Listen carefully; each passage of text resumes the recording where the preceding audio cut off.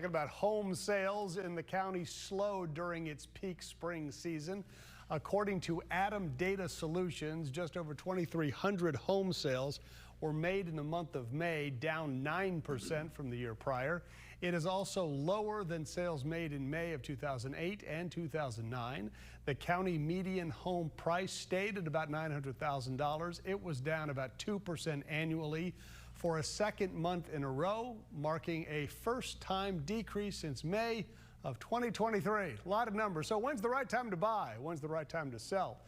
Here to tell us more about this is the founder of the Jim Bottrell Real Estate Team, Jim Bottrell himself. Jim, good to see you. Thanks for coming by. Thanks for having me. All right. I told you all of that, by the way. I know. Well, you tell us and we bring it in here, right? I told you a couple months ago it's all coming.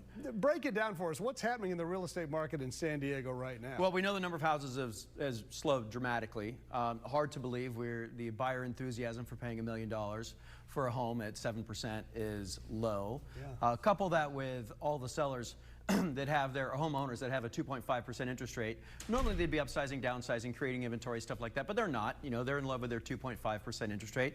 They are, I jokingly say, dug in like Alabama ticks, right? They're not going anywhere, not giving it up. Yeah. Used to love my home, but now I love my interest rate. And the inventory is up quite a bit. There's about 2 or 3 times as many houses for a buyer to pick from today than there was a year ago at this time. Why is that? Well, there's not a lot of buyer enthusiasm. We are seeing, there are people who have to move. Right? Yeah. And there's always those people, maybe they're distressed sales, maybe they just need to move, they're getting out of California, whatever it is. Normally the buyers were there to pick those houses up, but the buyer sentiment right now is they're just not that interested in moving forward, which creates, for the first time, we now have first time in a long time, we have a buyer's market. Right? We have a market correction going on. Housing prices are ticking down a little bit. There is a window of opportunity in the market correction. They don't happen very often in Southern California. There was one in 2012. There was one in 2017. There was one in 2022. And there's one happening right now. It's not a crash. It's just a market correction. But I will say the moment interest rates come down, it's over. That window of opportunity for the buyers will close. We're going to go back to what we've experienced over the last 15 years. When, what do you think? I mean, the president was with Jerome Powell today, the Fed chair. There was some words. Oh, that's a fun conversation. Well, what do you think? I mean, the president is leaning on him to get those interest rates down. What do you think? Do you think we? Well, he's not leaning on him. He's pushing him hard. Now, okay. Yeah. So for the first time, and I was explaining this to my team today, and I was really having some fun with it. President Trump wants interest rates to come down for a whole bunch of reasons. Refinance national debt, open up the economy, and Jerome Powell is saying no.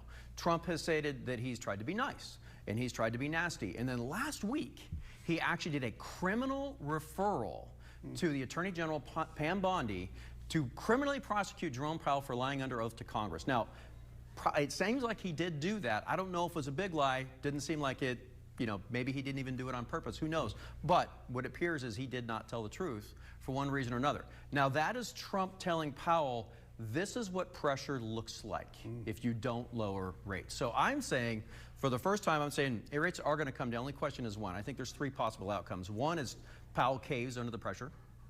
2, Powell resigns or is removed via criminal prosecution, and then that's an appointed position and Trump just puts somebody in who's going to lower the interest rates.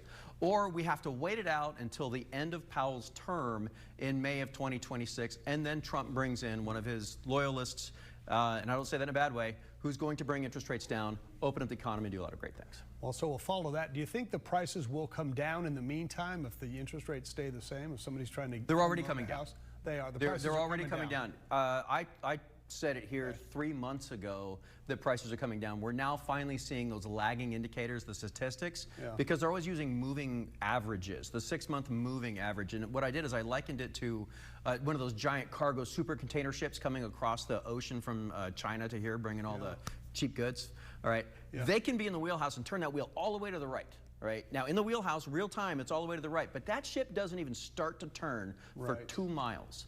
That's the lagging indicators. That's why I'm in here saying, hey, this is what's happening right now. I'm sitting at the table watching the negotiations. So, yeah, prices are coming down, but it's not a crash. It's just a correction. It's not the end of the world. And when rates come down, we're going to see it all change. We're going to go back to what we had. Jim Bottrell, good to see you, Jim. Thanks for coming by.